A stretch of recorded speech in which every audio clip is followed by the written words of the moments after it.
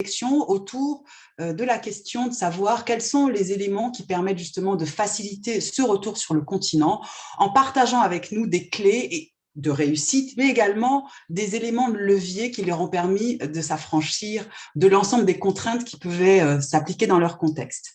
Donc, avec nous aujourd'hui, je vais vous demander d'accueillir Soumeya Rachedi, qui est la fondatrice et la PDG de Ishtar Consulting. Bonjour et bienvenue, Soumeya. Bonjour Léo-Kédi, merci de me recevoir. Et nous allons également avoir avec nous aujourd'hui Hanan Benkhaloul, qui est la fondatrice et la CEO de Sustain Leadership Consultancies. Bonjour Hanan. Bonjour et merci. Alors, nous avons également Moustapha Sow, qui est le fondateur et le PDG de SF Capital et de la fondation Moustapha Sow, qui certainement nous rejoindra dans le cadre de nos échanges.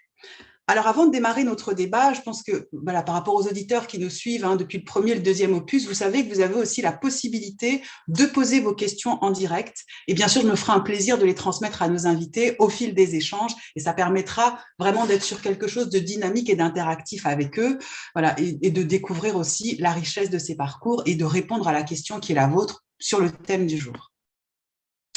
Donc, pour démarrer, ce que je vais faire, je vais vraiment permettre à nos auditeurs de découvrir vos univers respectifs pour toutes les deux là, qui êtes présentes aujourd'hui. Et donc, je vais vous laisser la main pour vous présenter sommairement, voilà, pour mettre en relief qui vous êtes et surtout ce que font vos entreprises. Et donc, je vais laisser la main à Soumeya pour démarrer.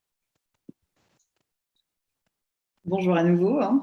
Je m'appelle Soumeya Rachedi, je suis coach, facilitatrice et fondatrice de Ishtar Consulting. Avec l'équipe, on accompagne des organisations, des entreprises et des fonds d'investissement à développer leur écosystème de partenaires et à créer des communautés pour soutenir les nouveaux modèles de business model. Donc, c'est du platform design, on appelle ça. Et donc, c'est vraiment inscrire ou repositionner les organisations dans un écosystème, les connecter au monde pour multiplier leur impact. Voilà. Merci Soumeya. Alors pour les auditeurs, ça s'appelle un pitch qui présente son activité. Merci Soumeya pour ce bel exemple, cette belle illustration. Alors on va aller maintenant du côté de chez Hanan pour justement qu'elle nous représente son environnement également et puis qu'elle se présente à son tour. Bonjour tout le monde, merci pour l'invitation. Je suis ravie de faire partie de ce webinaire. Je suis née à Casablanca, lauréate du lycée Chaopri et puis ISKE, un institut renommé de business. Et juste après ça, j'ai fait cap sur New York pour suivre mes études supérieures pour un MBA en finance et marketing. Et c'est là aussi que j'avais entamé ma carrière professionnelle qui a commencé dans le domaine financier avant que je m'aventure dans des expériences diverses, assurance, hospitalité, franchise internationale, ce qui a vraiment enrichi mon parcours et qui m'ont été ultérieurement utiles parce que lorsque j'ai décidé de changer mon métier pour le consulting et pour lancer mon propre cabinet Sustain Leadership, c'est normal que je me retrouve dans le domaine du business et la gestion, mais après 15 ans d'expérience dans des organisations différentes, j'ai réalisé que le mode actuel de gestion avait besoin d'évoluer pour contribuer à un futur durable. Et c'est exactement ça qu'on essaie de développer et accompagner nos clients à Sustain Leadership parce qu'on vit dans un monde qui est de plus en plus volatile, incertain, complexe et ambigu, la fameuse VUCA, si vous en avez entendu parler, voilà. Et donc pour nous, c'est vraiment accompagner nos clients pour qu'ils demeurent relevant, je ne sais pas comment trouver le mot, dans un monde oui, relevant, efficace, efficient, dans un monde qui change tout le temps. Voilà, c'est ça. Parfait. Merci beaucoup, Hanan. Alors, nous avons Moustapha qui va nous rejoindre. Alors, bonjour Moustapha, on était simplement aux éléments d'introduction pour se présenter et donc on faisait simplement le tour des intervenants, Moustapha, et je demandais à chacun et à chacune de se présenter de façon très sommaire pour que justement les auditeurs sachent alors, qui vous êtes, mais de façon synthétique, et puis également ce que vous faites avec votre organisme, avec votre entreprise. Bonjour, désolé, pense qu'il y a un problème technique, souci technique depuis tout à l'heure là. Il n'y a pas de souci dans la mesure où c'est technique et c'est en direct, hein. Donc, c'est vrai que ceux qui reverront le replay, ils vont se dire, mince, elle a annoncé 3 invités. Et bien là, finalement, ils ne sont que 2. Et bien le 3e est arrivé. C'est les aléas du direct. Du coup, nous sommes ravis de vous accueillir, Mustapha. Merci beaucoup. Bonjour, mon nom est Mustapha Sow. Je suis un entrepreneur, mais bien évidemment spécialisé dans le secteur de la finance et des investissements. Je suis le fondateur de SF Capital, qui est une banque d'affaires basée au Sénégal, mais un peu présent en Afrique. On a créé notre structure, je pense, depuis 5 ans maintenant. En 5 ans, on a été impliqué dans au moins 6 pays en Afrique. Au-delà de ça, je suis aussi philanthrope dans la mesure où j'ai une fondation qui est très active dans le Youth and Women Empowerment. Voilà. Et récemment, on a commencé à investir un peu dans pas mal de secteurs, notamment le secteur de la santé. C'est parfait. Merci beaucoup, Mustapha, pour cette présentation. Très sommaire, hein, vous avez tous joué le jeu. Ce qui va être intéressant, c'est que je pense qu'un des traits d'union qu'on va avoir va être autour justement de cette notion de leadership, cette notion d'accompagnement. Vous êtes tous des leaders, vous êtes tous des dirigeants dans vos secteurs d'activité, vous accompagnez des équipes au quotidien et vous véhiculez aussi des messages. Avant d'arriver à cette étape où les uns les autres, vous avez été dans cette capacité justement à partager des messages, des idées qui sont les vôtres, il y a forcément une question que je vais vous poser, puisqu'on parle de l'Afrique, on parle du continent, tous les trois, qu'est-ce qui vous a emmené à quitter je vais dire peut-être vos lieux de naissance, peut-être vos lieux d'origine, et d'aller, entre guillemets, parcourir le monde, d'une part, et puis qu'est-ce qui vous a donné envie de rentrer? Alors, pour démarrer, je vais laisser Mustapha s'installer et se remettre. Peut-être on va démarrer avec Hanan. Alors, qu'est-ce qui a fait que vous quittiez votre pays d'origine et un petit peu, donner un petit peu le parcours, mais alors très sommaire des différents endroits, c'est la notion culturelle là qui va nous intéresser. Et puis, en quoi ça enrichit justement votre pratique de management? Oui, Hanan. Merci. Écoutez, c'était plutôt une envie de découvrir le monde, d'avoir une ouverture d'esprit, de côtoyer des cultures qui sont diverses à la nôtre pour enrichir, pour avoir un parcours plus riche. Et voilà, et en fait, je crois que j'avais de la chance parce que j'avais de la famille à New York, j'avais 2 frères à New York, et donc depuis que j'étais petite, je me suis dit, j'avais cette notion de l'American Dream, de pouvoir étudier et avoir une expérience dans la capitale économique du monde, on peut dire. Et voilà, c'était surtout ça, c'était jamais une question d'immigration, c'était plutôt une décision d'aller continuer, poursuivre mes études et rentrer. Mais là, je me suis habituée au rythme rapide. Et donc, quand j'étais rentrée dans mon pays natif, j'ai ressenti que ce n'était pas encore prêt pour ce rythme auquel je m'étais habituée. Donc, votre pays natif qui est le Maroc. Le Maroc. Voilà. Et à l'époque, maintenant, je crois que c'est différent, mais voilà, et c'est pour ça que je me suis dit, je vais rester à New York. Et le changement, the other stop, c'est-à-dire ce qui m'a ramené à aller à Dubaï, c'est que, je le dis en toute clarté franchise, après le 11 septembre, j'étais à New York et donc ça a vraiment, ça a un petit peu impacté notre vie, ça a impacté tout le monde en fait, ça a donné un nouvel ordre mondial et du coup, j'ai commencé à sentir que cet American Dream n'est pas vraiment l'American Dream et voilà, et juste une visite, je rendais juste visite à ma sœur à Dubaï, à l'époque en 2004, c'était vraiment c'était en plein progrès. Et j'ai reçu une offre et je me suis dit, c'est une vie aussi cosmopolite qui me donne le même rythme auquel je me suis habituée à New York, mais en même temps, je peux m'épanouir avec mon identité arabe, mon identité musulmane. Et voilà, c'est comme ça que je me suis retrouvée à Dubaï et je suis vraiment contente parce que cette richesse et cette diversité que je cherche toujours parce que je trouve que si on veut innover, si on veut être créatif, on doit côtoyer des gens qui sont de cultures différentes et je trouve ça ici et j'en suis contente. Merci. Merci beaucoup, Anan. Donc, ce qui est intéressant dans le partage d'Anan, c'était une histoire autour de saisir l'opportunité, de décider, et puis surtout d'aller un peu s'imprégner des autres cultures, finalement, pour peut-être plus révéler la sienne et savoir un peu ce qui permettait d'être dans des interactions et de grandir à ce niveau-là. Je sais que Soumeya a aussi en écho un parcours avec des voyages dans des environnements différents. J'ai laissé à Soumeya le temps de partager justement ce qui, elle, l'a amené à quitter l'Algérie, donc son pays d'origine, et d'aller explorer d'autres terres. Merci. Moi, j'ai grandi à Oran, en Algérie. Je suis fille d'une femme entrepreneuse qui a créé son entreprise en 1993, donc au tout début de la guerre civile en Algérie. J'ai eu, on va dire, des exemples de parents leaders, mais d'une mère leaduse en particulier, parce que son environnement initial, on va dire, ne l'a pas préparée à ça et qu'elle a quand même cassé beaucoup de barrières et démonté pas mal de plafonds.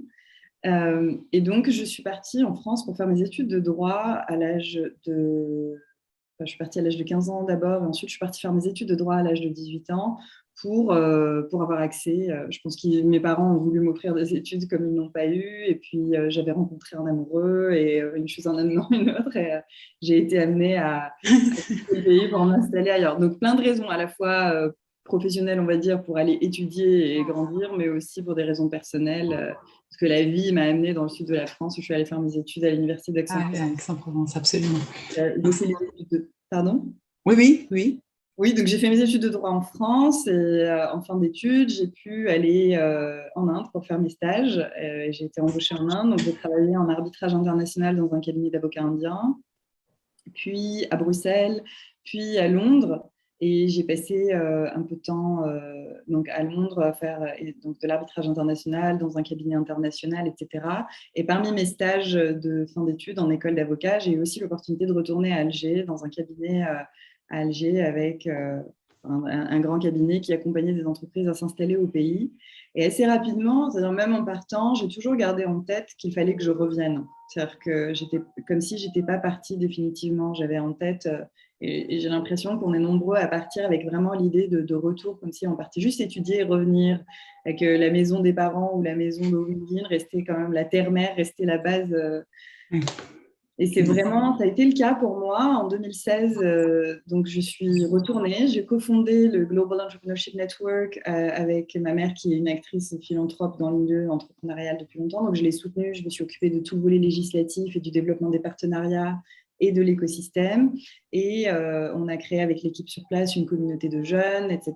Donc, le retour au pays s'est fait à ce moment-là. Ça a duré quelques années. Je suis repartie parce que j'ai eu une offre d'emploi à un moment donné que je n'ai pas pu refuser. Je suis retournée à Paris en 2019 pour rejoindre Digital Africa en tant que directrice des opérations à l'époque.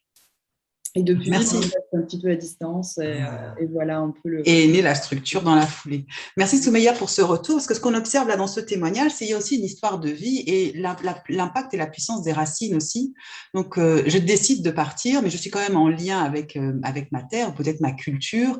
Alors, on va aller voir du côté de Moustapha Sow, lui, qu'est-ce qu'il a justement décidé à quitter son pays et peut-être finalement, qu'est-ce qui a recréé ce lien? On s'est dit, allez, je rentre. Bon, écoutez, moi, mon histoire n'est pas trop différente. Hein. J'ai eu mon bac en 2001, en faisant au-dessus de la moyenne. Et puis, comme pas mal d'Africains, hein, donc, du moment où tu as le bac, tu te dis, écoute, pour les études, tu es à l'extérieur. Donc, mais bon, comme à l'époque, mes parents n'avaient pas peut-être les moyens pour m'amener d'étudier à Londres ou aux États-Unis, etc. Donc, on avait dans la famille un de mes oncles qui était marié à une Américaine qui travaille à USAID, qui m'avait aidé à trouver le visa en vacances. Donc, je suis parti aux États-Unis pendant trois ans pour travailler, puis pouvoir payer mes études.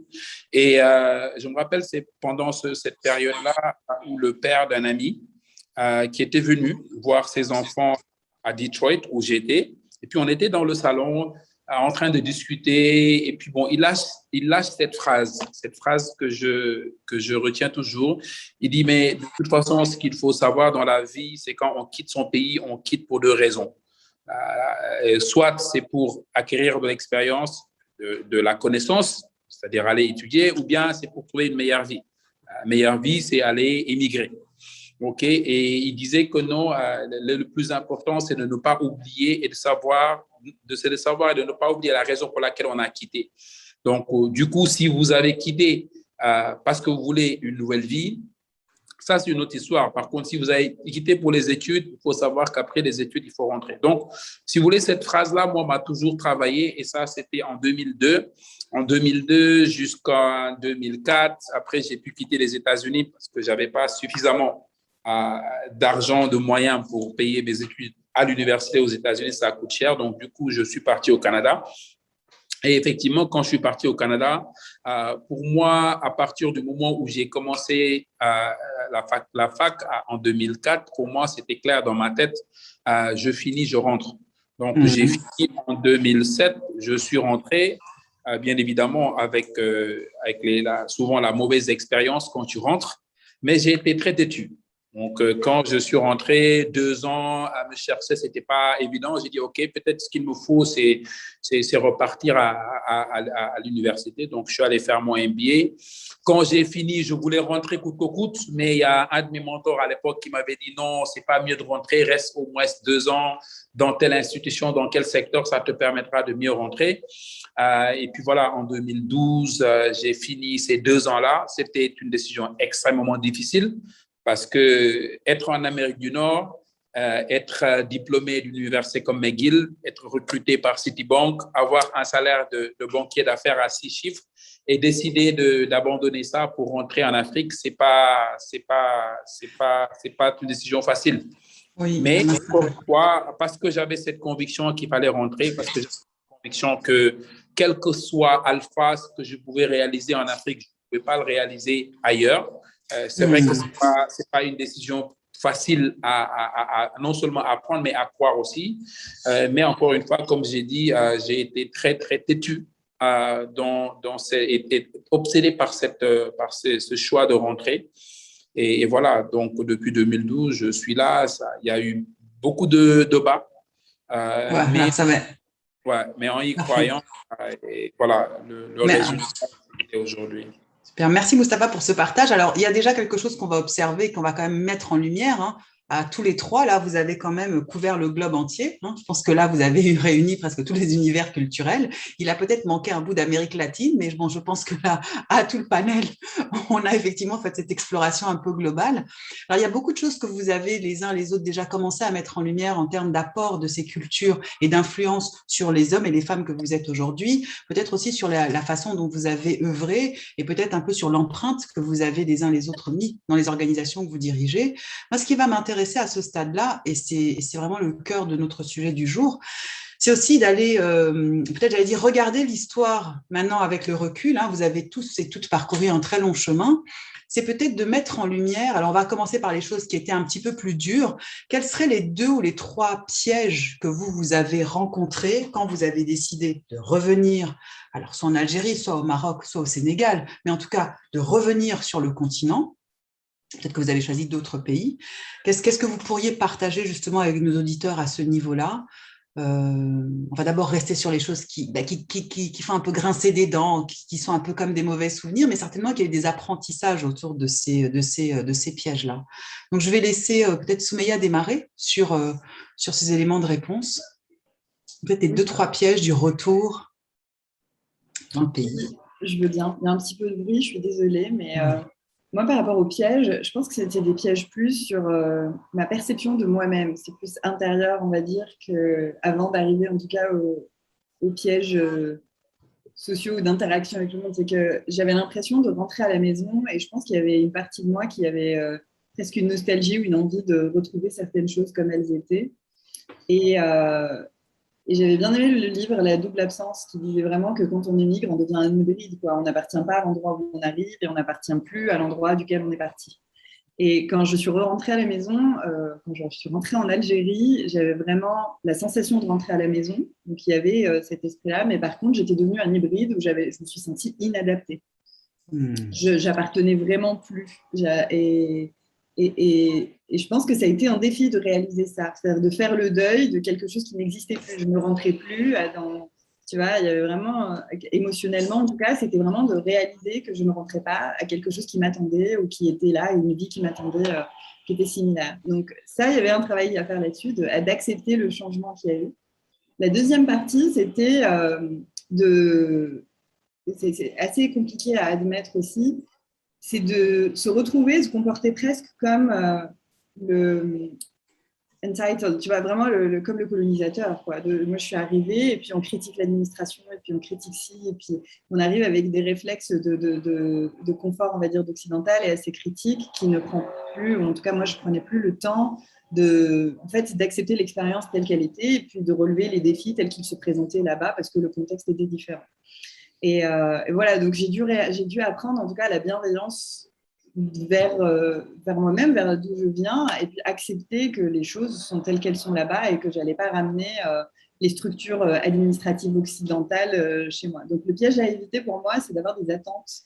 Le premier, c'est d'avoir des attentes qui n'existent pas, et le deux, d'être exigeant, d'avoir des attentes, en tout cas un prisme occidental, ou de revenir avec le prisme qu'on va aller chercher ailleurs, et d'essayer de l'amener dans un endroit où c'est pas comme ça. Si on veut renaviguer l'Afrique ou renaviguer nos pays, il faut qu'on accepte qu'ils sont tels qu'elles sont et qu'on doit trouver des solutions dans les contextes. Absolument.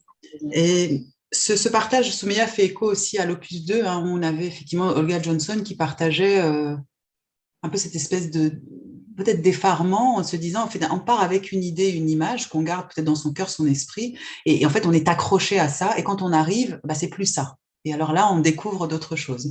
Donc, on va aller voir du côté de Mustapha, lui, comment ça s'est passé de son côté, après son retour américain. Écoutez, c'est encore une fois, comme je disais, moi il y a eu deux étapes. En 2017, je suis revenu, 2007, 2009, je suis reparti. Et quand je suis rentré, c'était extrêmement compliqué. Par exemple, on m'a fait venir ici, on m'a fait travailler 2 ans sans me payer. OK? Et je suis reparti faire mes études. Et d'ailleurs, j'étais sur le point même d'abandonner carrément l'Afrique et de repartir. Et la chance, je suis tombé sur quelqu'un qui est devenu un mentor et puis un ami très proche qui m'a découragé, qui m'a dit, écoute, c'est pas parce que tu es venu, ça n'a pas marché, etc. Et d'ailleurs, c'est lui-même qui m'a, si vous voulez, un peu aidé à orienter ma carrière dans le secteur bancaire. OK? Et encore une fois de plus, c'est jamais facile de revenir pour plusieurs raisons. On fait nos études, on part. Donc, en partant, dépenser peut-être nos parents, etc., beaucoup de fortune. On veut rentrer, exactement. Donc, on veut rentrer et puis commencer à régler les problèmes financiers, alors que c'est jamais facile. C'est un environnement, il faut l'avouer. Moi, je pense qu'il ne faut pas porter des gants pour le dire. Revenir en Afrique est une décision très difficile parce que l'environnement n'est pas propice. C'est pas facile, il y a beaucoup de méfiance, il y a beaucoup de jalousie. J'étais en train d'échanger avec un ami la semaine dernière en Égypte et puis on parlait de ça. Quand tu fais tes études, tu viens, tu intègres une structure, ton patron te voit comme une menace et pas une active pour la société. Vous voyez ce que je veux dire? Absolument. Et il n'y a pas de structure d'accompagnement parce que quand vous quittez l'Afrique, vous partez en Europe, il y a une rupture culturelle. Donc, quand vous revenez, vous avez besoin de vous intégrer. Mais là, de vous intégrer surtout dans l'environnement professionnel. Et malheureusement, comme je dis, les personnes qui doivent t'accompagner, qui sont souvent vos supérieurs la plupart du temps, ils vous voient comme une menace. Lui, il est venu, il va prendre ma place. Plutôt que c'est un actif, il faut que j'en profite pour l'accompagner, etc. Les gens vont chercher toujours à vous casser. Ça, c'est une réalité. Il ne faut pas l'avouer. Mais moi, je me dis, ça, c'est une menace. Mais cette menace peut être transformée en opportunité. C'est-à-dire qu'aujourd'hui, le fait d'étudier, par exemple, ou d'avoir cette expérience à l'étranger, vous permet d'avoir cette rigueur-là, une certaine rigueur. Et moi, cette rigueur, cette persévérance, parce que, écoutez, nous, on est en Afrique. En Afrique, on sait qu'on a l'habitude de vivre en symbiose. Un exemple terre à terre que je donne, tu as faim, tu tapes la porte de votre voisin, on vous donne à manger. À l'extérieur, ce n'est pas pareil. C'est-à-dire que c'est une question de de vie ou de mort. C'est-à-dire que si tu ne travailles pas, si tu ne peux pas subvenir à tes besoins, personne ne va taper à ta porte ou tu n'oses pas taper à la porte de ton voisin pour à manger. Donc, alors ça, c'est quoi? C'est la résilience. Cette résilience-là, il suffit juste de transformer cette résilience, mais bien évidemment dans un cadre différent, dans la mesure où les gens chercheront à te casser, mais tu te fixes des objectifs. Tu es revenu pour quelque chose. Et d'ailleurs, je vais m'arrêter sur ça. C'est extrêmement important parce que la plupart du temps, les gens viennent sans objectif clair. Oui. Ces objectifs-là, il faut les définir. Et c'est à partir de ce moment-là qu'on se donne les moyens pour pouvoir réussir cette offre. Mais au-delà, je vais terminer par ça, au-delà de ce que les gens peuvent faire, moi, je pense aussi que les gens comme nous, ont un rôle important à jouer pour pouvoir aider aussi par rapport à ce qu'on a vécu à ces gens-là, de pouvoir rentrer tranquillement. Moi, par exemple, au sein de ma structure, pour terminer, 60% de mes staffs viennent de l'extérieur. On va en parler, Moustapha, justement. Comme ça, on finit ce cycle-là. Merci beaucoup pour ce retour, ce témoignage qui fait écho à ce que disait Soumeya. La notion culturelle est importante, la notion relationnelle va être aussi importante. Et il y a aussi une dimension affective et sentimentale qui va aussi rentrer en ligne de compte dans les pièges qu'il faudra aussi intégrer. Et bien sûr, préparer son retour, c'est la même chose que de créer une entreprise. Presque le même exercice. Et donc, Anan va pouvoir partager, elle, son expérience, son retour, justement, sur ces pièges-là qu'elle a pu identifier ou déjouer, sur lesquels elle voudrait attirer, justement, notre attention aujourd'hui. Merci. Écoutez, je vais être brève parce que Soumeya et Moustapha ont vraiment parlé des pièges que je crois on a en commun, c'est-à-dire quand on quitte son pays natal, il y a une partie de nous qui se transforme parce qu'on s'intègre et notre culture, en fait, elle devient enrichie, elle devient plus globale. Et donc, sans le réaliser, on commence à avoir ces attentes que, voilà, le rythme doit être le même partout et on rentre chez nous et ce n'est pas leur faute, c'est nous qui avons changé, c'est nous qui avons eu cette transformation. Et là, on a cette attente, c'est comme dans une relation amoureuse, on est là et on a cette image idéale que voilà, on rentre, on aime cette personne, on aime ce pays, mais on veut qu'il soit à nos attentes. Et là, on est choqué que c'est pas comme ça. On a évolué d'une façon plus rapide que les autres. Et donc, en fait, moi, je suis pas encore entrée. Je me dis, je suis en transition. Voilà, de l'Amérique au Moyen-Orient et aussi je me dis toujours on n'a pas envie dans un monde qui est digital, qui est global, on n'a pas vraiment à être présent physiquement pour pouvoir contribuer au développement de nos pays. Tout est remote maintenant, on a appris ça avec ces 18 mois derniers que tout est remote, tout est à distance et donc on est enraciné, je suis toujours enracinée dans mon pays natal, dans mon continent natal et je me dis écoutez, il n'y a pas que on est présent ou on n'est pas présent, on peut toujours contribuer parce que notre présence à l'extérieur est une promotion pour nos pays aussi, ça contribue au développement de nos pays, qu'on soit présent dans d'autres géographies, parce qu'on représente, les gens commencent à retrouver, à reconnaître nos pays à travers nous. Donc, moi, je trouve que donner et contribuer sans avoir à toujours retourner physiquement ou retourner définitivement. Alors, ça va amener à une autre question qu'on verra tout à l'heure justement sur la manière dont on crée des alliances, dont on crée peut-être des partenariats ou qu'on s'associe à des communautés ou peut-être d'autres communautés de diaspora. Pour terminer sur cette séquence-là, il y avait un point qui était important. Dans ce que nous disait Anan, il y a cette notion d'être un peu ambassadeur, promoteur des valeurs de son pays, de sa culture, peut-être des approches de management. Et donc, en tant que leader, c'est aussi forcément une mission qui vous revient, parce que vous incarnez, vous représentez à la fois votre message, mais en même temps les valeurs de vos pays d'origine, enrichies, là, comme on disait tout à l'heure, de l'ensemble des pays et des cultures que vous avez côtoyés. Et si vous aviez éventuellement un conseil à donner alors j'allais dire à un jeune, mais ça peut être aussi à un moins jeune, quelqu'un qui se pose aujourd'hui la question peut-être de réaliser un parcours qui sera plus court que le vôtre, mais une ou deux clés pour pouvoir réussir justement cette intégration, ce retour, ou peut-être cette manière de fonctionner à distance Alors, on a tous été obligés en 2020 de fonctionner à distance, donc ça a développé d'autres façons d'interagir. Voilà, si vous aviez une ou deux clés à partager avec nos auditeurs à ce niveau, lesquelles ce seraient? Alors, je vais démarrer par Anne Soumeya. Les clés pour retourner au pays. Pour retourner, voilà, fort de tout ce qu'on vient d'évoquer, de cette expérience, de ce recul, et puis aussi de ce que 2020 nous a appris, quelles seraient un petit peu les clés qui faciliteraient justement, alors, soit de continuer à travailler avec le continent en restant à l'extérieur, soit en rentrant sur le continent, en s'y implantant. Voilà, quelles seraient, vous, les deux clés que vous auriez envie de partager? Moi, la première, parce que tu parlais de représentation ou d'ambassadeurs de nos pays, moi, j'aimerais tourner autrement, c'est-à-dire qu'on l'est, mais parce qu'on est qui on est. C'est-à-dire que je ne veux pas que le fait de prendre ce rôle nous étiquette et exige de nous un certain comportement ou qu'on doit jouer un rôle donné qui est associé à une identité. Tu vois, il y a toute la problématique de l'identité assignée, du conditionnement qui vient avec. Donc moi, je dirais vraiment d'essayer le plus possible de pratiquer la page blanche. C'est-à-dire que quand on revient, ce qui me sert le plus, c'est de me dire d'y aller comme si je partais en voyage dans un endroit tout nouveau et de me laisser surprendre par ce qu'il y a à voir et de laisser les relations se renouveler plutôt que d'y aller avec une anticipation, une attente donnée et de figer quelque chose, tu vois. Ce qui évite la déception.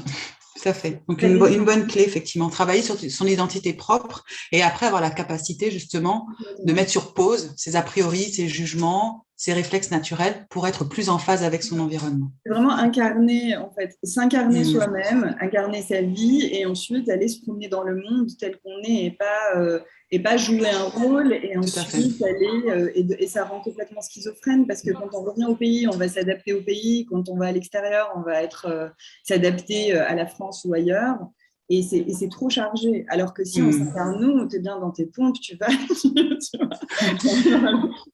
et tu rentres chez toi et tu te laisses surprendre par l'expérience et je pense que pour moi en tout cas, c'est beaucoup plus riche depuis que je fais ça comme ça. Donc, merci beaucoup pour ce partage, pour cette première clé. Hanan, on va reprendre une clé de chez vous et puis ensuite on laissera Mustapha partager sa clé. Est-ce que j'ai des questions d'auditeurs qui arrivent en même temps? Alors, Hanan, oui, je dirais aussi gérer les attentes et aussi se donner une période de transition. C'est-à-dire, si demain je décide de rentrer, je me donnerai une année pour m'adapter, pour me réadapter. Parce que quand j'étais partie de Casablanca à New York, j'ai dû me donner du temps pour m'adapter à cette nouvelle culture. Donc, je vais penser que voilà, moi, je vais me réadapter à une nouvelle culture parce que là, c'est une. Quoique j'ai vécu là-bas et j'ai grandi là-bas, mais maintenant, c'est une nouvelle culture parce que tout le monde a évolué. Donc, voilà, se donner cette. Comment dire s'accorder du temps, tout à fait. Voilà, s'accorder du temps pour une transition et se dire, voilà, je ne vais pas m'attendre à ce que ce soit la même chose d'où je viens ou alors que ce soit la même chose quand j'ai quitté. Ça a aussi évolué et je me dis que voilà, je suis dans une nouvelle culture et je vais me donner le temps et je ne vais pas juger et je ne vais pas comparer surtout. Il faut surtout ne pas tomber dans le piège de comparaison et de vouloir, parce qu'on a eu des standards dans des pays qui sont développés, il faut aussi être juste. To be fair, qu'on n'est pas en Europe, on n'est pas aux États-Unis, on est toujours en Afrique, on essaie, on fait du progrès, mais on n'y est pas encore. Et voilà, je crois que c'est surtout ça que je donnerais comme conseil. Comme conseil. Merci beaucoup, Hanan. On va prendre le conseil de Mustapha et ensuite j'ai les deux questions du public là à vous poser qui sont en lien avec notre débat là. Moi, en tout cas, moi, je me dis qu'il y a deux raisons principales qui peuvent motiver. D'ailleurs, la première raison, c'est la raison qui est plus facile à faire absorber. C'est une raison pécuniaire. Aujourd'hui, on regarde en termes d'opportunités. C'est pas pour rien que les Européens, les Chinois, les Anglais, les Asiatiques, tout le monde se rue vers l'Afrique. Parce qu'aujourd'hui, il y a cette opportunité-là. Maintenant, moi, je me dis, cette opportunité, les Africains doivent être les premiers à en bénéficier. Et ça, pour moi, ça doit être la motivation principale. Aujourd'hui, si on dépense X montant d'efforts pour réussir un business, pour moi, en Europe, les mêmes efforts, on le dépense en Afrique, au Sénégal, en Côte d'Ivoire ou au Nigeria, on aura plus d'effet. parce qu'il y a plus d'opportunités, c'est une économie en croissance, c'est un continent vierge. Ça, pour moi, déjà, c'est une raison. L'autre raison, c'est encore une fois, c'est sentimental. Encore une fois de plus, comme disent les Anglais, there is no place better than home. Il faut que les gens sachent que ce continent africain est notre continent à nous, et que si nous nous impliquons pas, et que nous ne s'y mettons pas pour pouvoir développer ce continent-là, si on veut abandonner le navire sera vide et la nature a horreur du vide. Donc, ce qui va se passer, c'est encore, on va revivre les 100 dernières années ou les 60 dernières années qu'on a vécues. C'est les autres qui vont venir exploiter à notre place. On va se plaindre, on disait, ouais, ce pays, c'est pour les Français, c'est pour les Italiens, c'est pour les Chinois. Alors que oui, nous, on a abandonné, on a laissé un vide. Eux, ils ont laissé leur pays pour pouvoir venir faire chez nous ce que nous étions supposés faire. Donc, pour moi, il y a ces deux liens-là qui sont extrêmement importants et qui nécessitent une analyse, une prise de conscience fondamentale pour pouvoir réussir ce retour. Donc, cela va être autour d'une forme d'éducation, de rééducation peut-être, ou de sensibilisation. Peut-être que ce serait plus adapté, une sensibilisation au potentiel qu'il existe sur le continent, à développer ce potentiel aussi en local, peut-être en se mettant en lien avec des personnes qui sont ailleurs et qui viendraient en soutien, en appui, mais pour effectivement faire évoluer le continent et le faire avancer. Merci pour vos retours. Ces trois clés-là sont très intéressantes. Et j'ai juste une question donc dans l'auditoire. Alors, la toute première, bon, elle viendra un petit peu aussi questionner peut-être les exercices que vous avez eus. Donc, la question, c'est un retour réussi de la diaspora n'est-il pas aussi lié à une politique gouvernementale volontaire? Donc là, on va avoir une réponse très sommaire, parce que là, ça va dépendre des expériences des uns des autres. Qu'est-ce qui va apporter un premier élément de réponse à cette question? Mustapha, d'accord. Écoutez, je peux reprendre la fameuse phrase de Nana Akufo-Addo, je pense, qui résume vraiment la politique, malheureusement, l'échec de la politique des dirigeants africains. Il disait devant le président Macron que l'immigration n'est pas quelque chose de nouvel et que dans les années, les Italiens quittaient l'Italie pour aller aux États-Unis, les Français quittaient pour aller ailleurs. En général, on quitte son pays en espérant qu'on peut trouver une vie meilleure ailleurs. Qu'aujourd'hui, les dirigeants africains doivent travailler pour que les Africains, les jeunes Africains restent en Afrique. Je pense que ça résume vraiment l'échec, encore une fois de plus, et le rôle qu'aujourd'hui ces décideurs, ces dirigeants africains aujourd'hui doivent faire pour pouvoir aussi permettre à ces jeunes-là de croire en Afrique et de rester en Afrique.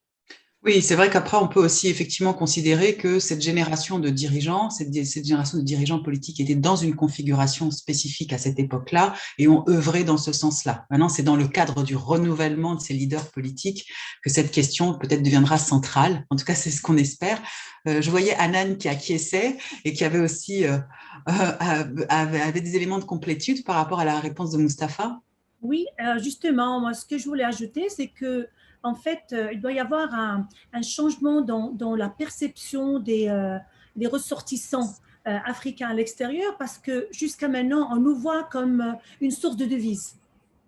Et ça doit changer pour pouvoir… donc, c'est le premier pas, c'est de commencer à voir que ces ressortissants ne sont pas partis quelque part juste pour se faire plus d'argent et qu'ils l'envoient au pays natal pour le développer juste en devise, mais c'est des capacités, c'est des compétences, et avoir une politique bien organisée pour l'intégration, pour motiver ces talents et ces compétences pour entrer. Je crois que oui, je dirais oui, ça a besoin d'une politique consciente des gouvernements et de savoir valoriser ces compétences et de les motiver pour qu'ils reviennent, parce que nous, on veut bien, mais des fois, même quand moi, personnellement, j'ai essayé plusieurs fois d'intégrer et de faire partie de mes programmes, de mes solutions pour mon pays natal, mais je ne pouvais pas trouver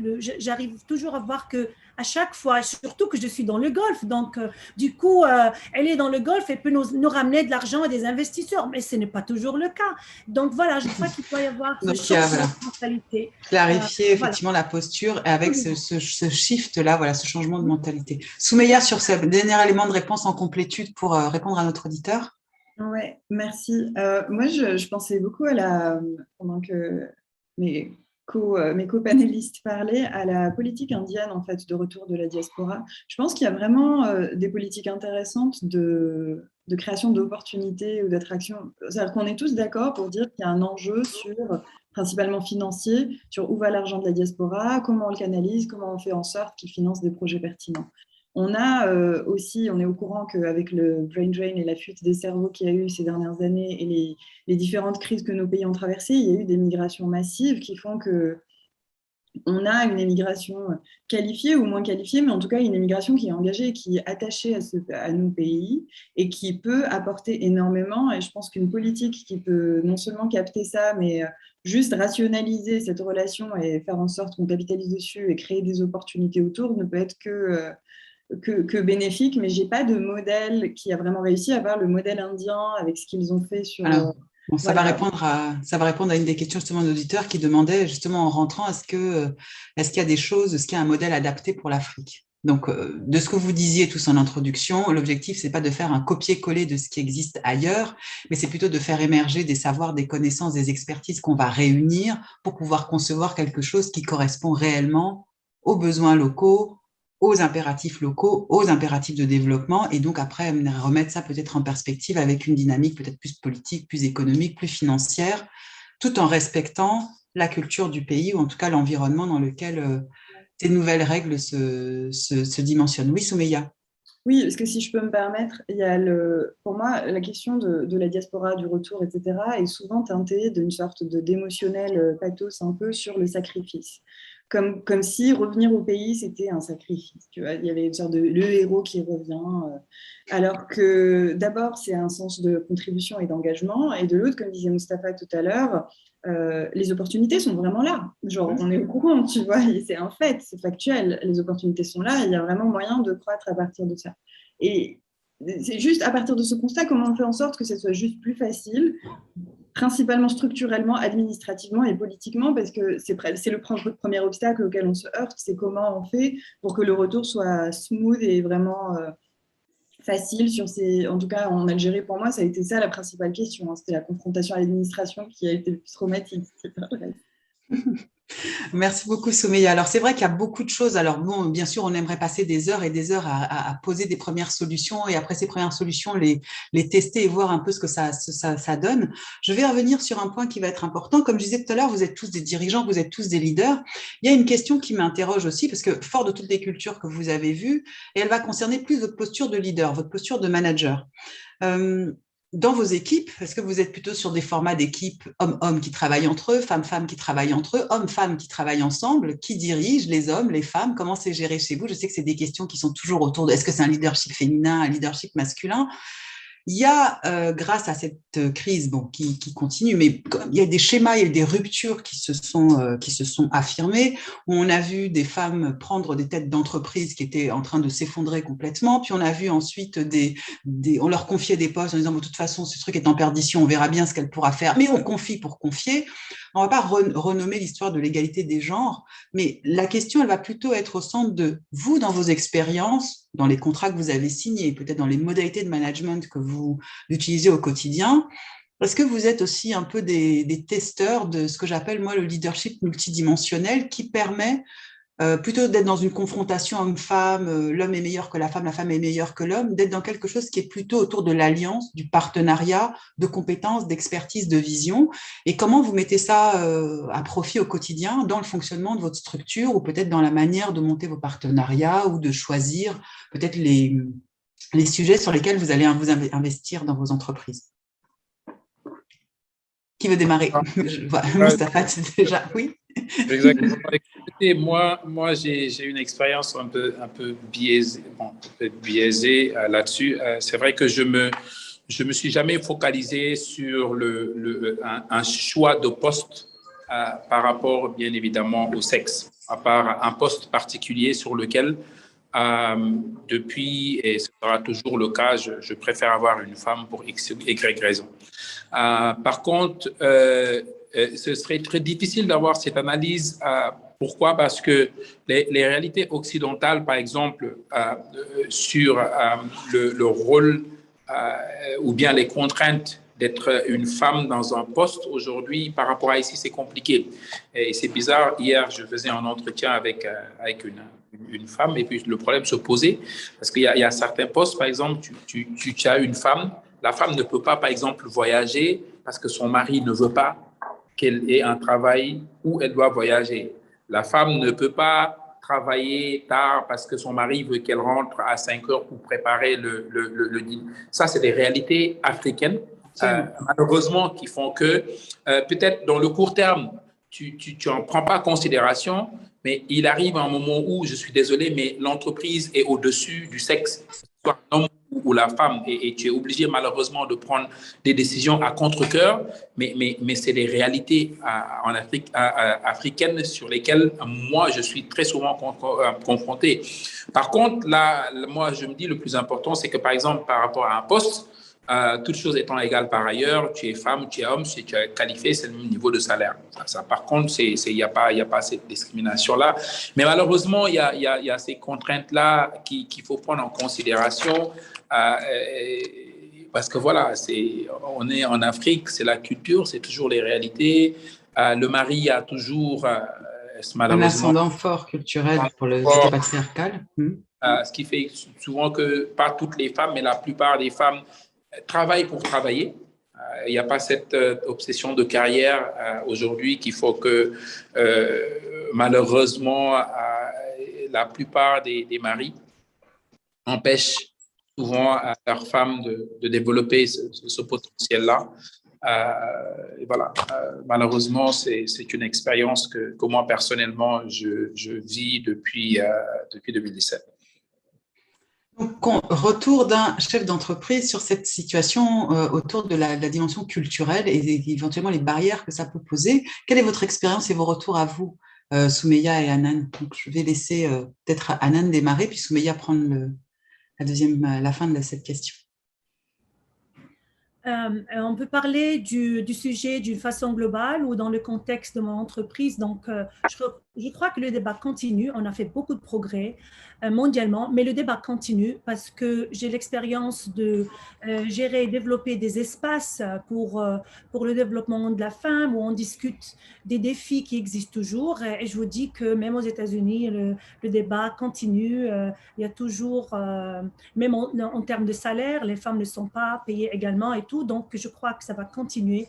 Moi, mon approche est vraiment, c'est la diversité. C'est pas, je ne crois même pas dans le terme empowerment, women empowerment ou l'autonomisation de la femme parce que je crois qu'on doit aller au-delà de ça. C'est vraiment comment on peut créer un équilibre.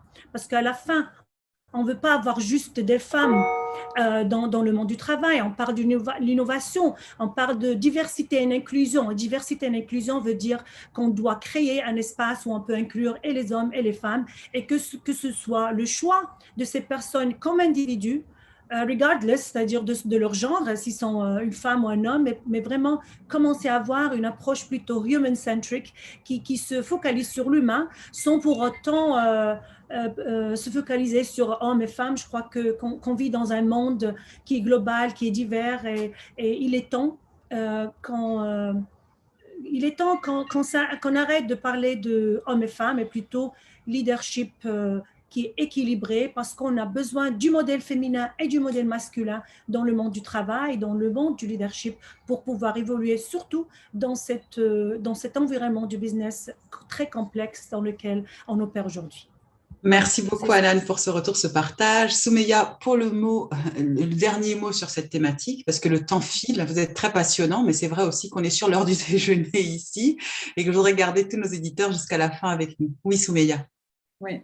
Donc, moi, brièvement, juste pour compléter et pas dire la même chose, donc je suis d'accord avec les contraintes culturelles et tout ce qui a été dit sur les problématiques de genre, mais par rapport à ce que je crée en ce moment dans ma vie professionnelle particulièrement, mais aussi dans ma vie personnel de femme, c'est-à-dire l'intention derrière, en tant que moi, dans un corps de femme, dans mon expérience de femme, comment j'entreprends et comment j'interagis avec des partenaires et comment je crée et comment j'amène, on va dire, cette identité de femme dedans au lieu de… Le postulat de départ, c'est que le monde du travail et qu'on est en train de connaître ou de traverser une sorte de changement de paradigme, c'est ma conviction, et qu'on passe vraiment d'une structure qui est pyramidale des différentes organisations et même structure pyramidale sociale vers une structure plus horizontale. Et en tant que leader, j'ai vraiment envie de me positionner comme une actrice des gens qui sont en train d'incarner le modèle horizontal, collaboratif, que certains décrivent comme féminin. Moi, je ne pense pas. Je pense que c'est juste le nouveau modèle parce que les pyramides sont en train de s'effondrer. Et que à partir du moment où les structures sont en train de tomber, où on remet en question, tu vois, que ce soit au niveau politique, au niveau, à quelque niveau que ce soit, ça se transcrit aussi dans nos organisations, dans nos façons de manager des équipes, dans nos façons d'interagir les uns avec les autres, comment on incarne ça dans une entreprise, etc. Et mon parti pris, c'est vraiment de l'incarner à partir du prisme du corps. C'est-à-dire c'est un leadership qui est au rythme du corps. Parce que ces structures et ces organisations pyramidales sont en train de cramer nos corps, de nous mettre en burn-out, en particulier les femmes, parce qu'on est inadapté à ces systèmes-là. En fait, moi, je suis convaincue, et beaucoup de féministes ne seraient pas d'accord, que notre spécificité de femme, le fait qu'on ait un cycle menstruel, le fait qu'on porte des enfants, le fait que, sans parler des obligations culturelles, je parle vraiment en termes purement biologiques et en contraintes biologiques, la structure de l'entreprise aujourd'hui est destructrice pour notre bien-être, telle qu'elle est envisagée. Et donc, pour conclure juste sur ça, donc je remets le corps au centre pour construire à partir de ça. Et après, ça peut continuer longtemps sur les méthodologies, elles sont nombreuses et c'est principalement la stratégie de l'émergence. Merci beaucoup Soumeya pour ce partage. Donc tenir compte de la culture, du contexte bien entendu, tenir compte aussi de l'individu et puis peut-être arrêter de se centrer sur le côté plutôt humain que sur le côté genré pour s'appuyer sur ses compétences, ses expertises qui vont être mises au service de ces projets. Et on sait qu'ils sont multiples sur le continent en termes d'alliances, en termes de partenariats pour faire évoluer les choses. On arrive presque à la fin. Moi, j'aurais envie de vous poser, j'allais dire, la question un peu intimiste autour de un point clé. Ce serait de savoir quel est le projet aujourd'hui qui vous tient vraiment à cœur, dans lequel vous êtes investi. Alors, il est peut-être en lien avec votre activité ou pas, mais en tout cas, ce projet-là qui donne de la pétillance, qui vous donne le niveau d'énergie nécessaire, qui travaille à fond sur votre motivation. Est-ce que vous pourriez nous donner vraiment 2 mots chacun sur ce projet-là?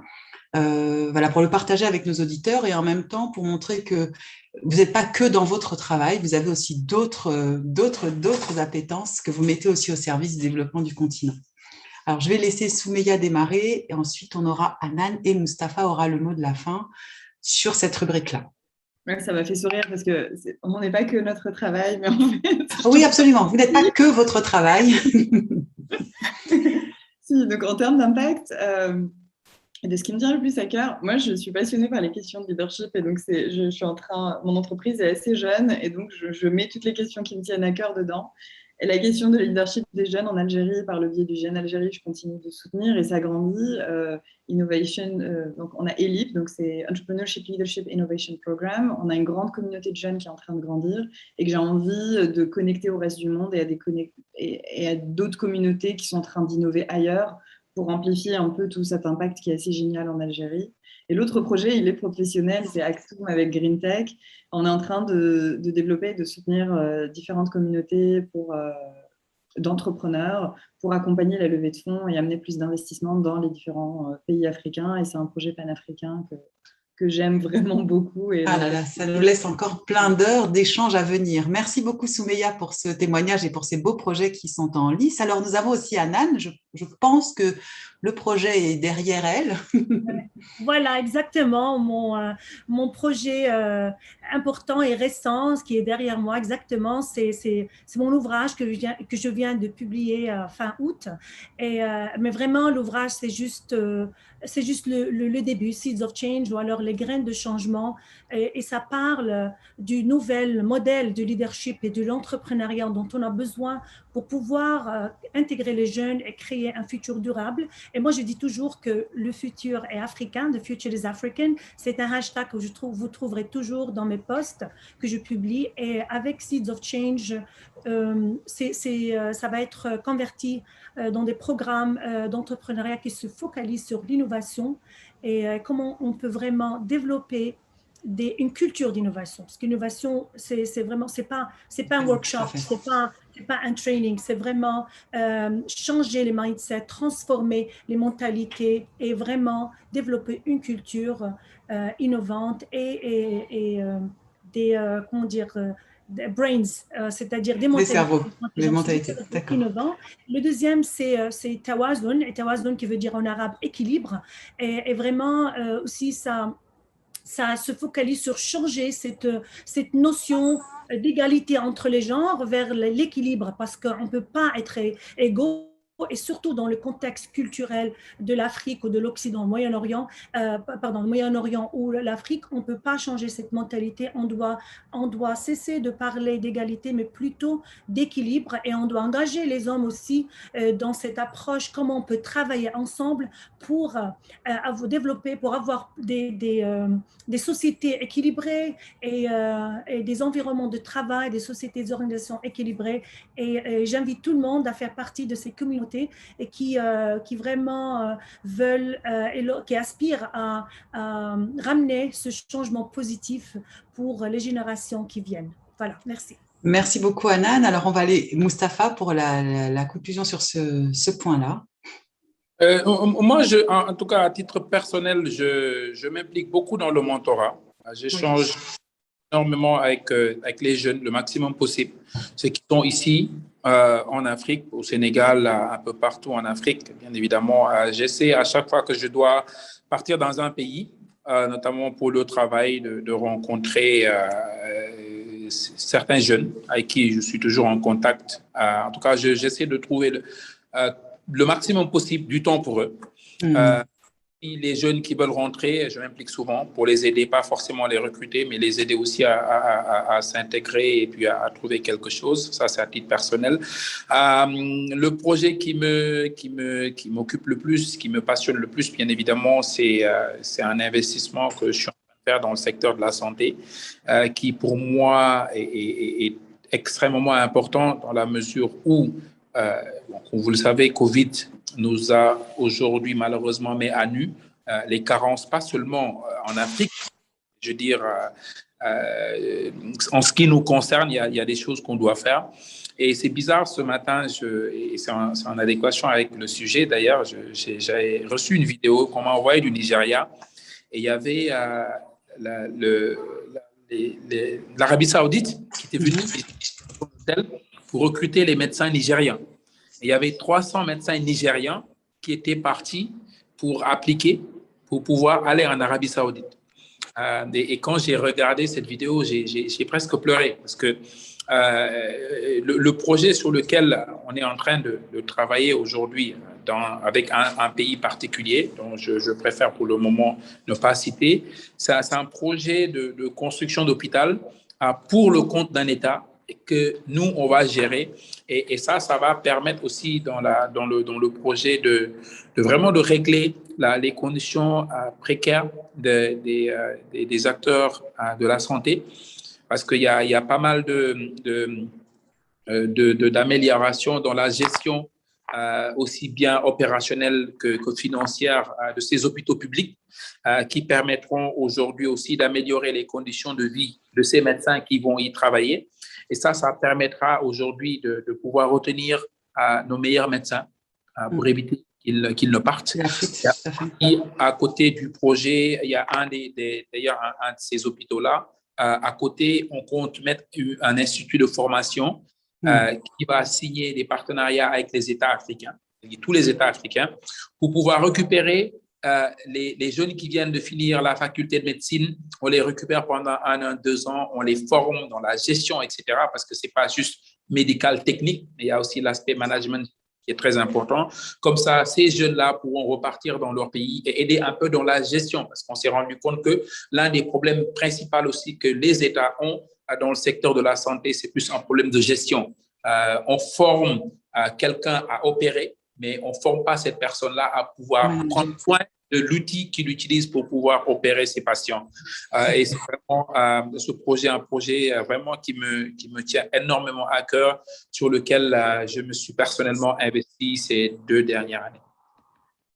Eh bien, messieurs et dames, vous avez des projets passionnants. Ça augure encore plein d'échanges, plein de partages. J'invite justement les auditeurs à aller consulter vos comptes respectifs. Donc, on mettra dans le chat tous les éléments nécessaires pour qu'ils puissent continuer à suivre vos actualités. Peut-être que certains auront envie de s'investir dans les projets que vous avez les uns les autres mis en place. Ce qui est important là, et ce qu'on retient dans cet échange, c'est dans les différents pièges que vous avez relevés, il y avait cette dimension culturelle, il y avait aussi cette dimension émotionnelle, il y avait cette dimension relationnelle qui était très forte et très, très importante, dans un contexte où soit la politique, soit le financier vont avoir des leviers et permettre effectivement d'avancer. Ce qu'on retient aussi de vos interventions dans les propositions, c'est aussi le retour sur le continent se prépare comme un projet à part entière, avec le temps et la dynamique qui est nécessaire pour ça. Et donc, on va continuer grâce aux replays qui vont avoir lieu, à avoir certainement des questions des auditeurs qui viendront dans un deuxième temps. Je vous invite à les consulter pour continuer à y répondre. Et je vérifie l'heure, on arrive au terme de notre webinaire. Je sais que j'aurais envie de vous poser encore plein de questions. Peut-être qu'on aura l'occasion de le faire dans d'autres contextes. Donc, pour finir ce 3e opus, moi, je voulais remercier l'ensemble des auditeurs pour votre présence et votre fidélité au cours de ces 3 rendez-vous. Pour ceux qui ont raté les premiers et les deuxièmes, pour voir un peu les orientations qui étaient proposées, je vous invite à aller sur le site de We Are Talks pour pouvoir les revoir. Je profite également de ce 3e opus pour souhaiter un joyeux anniversaire, le 5e anniversaire à toute l'équipe de WIA, ainsi qu'à son réseau d'ambassadrices à travers le monde pour tous les points sur lesquels elles œuvrent et puis l'implication avec lesquelles elles amènent les différents messages qui sont portés. Je remercie l'ensemble des contributeurs et tout particulièrement Manon Massia pour son appui pour la réalisation de ce webinaire. Je vous souhaite à tous un très bon appétit, une très belle fin de journée et puis à très bientôt pour les We Are Talks à venir. Merci Soumeya, merci Mustapha, merci Anan pour votre présence, d'avoir répondu et d'avoir partagé de manière très simple, humble, l'ensemble des points et des sujets sur lesquels vous travaillez aujourd'hui. Et puis, je vous souhaite une très belle journée. Merci. Merci. Merci à vous.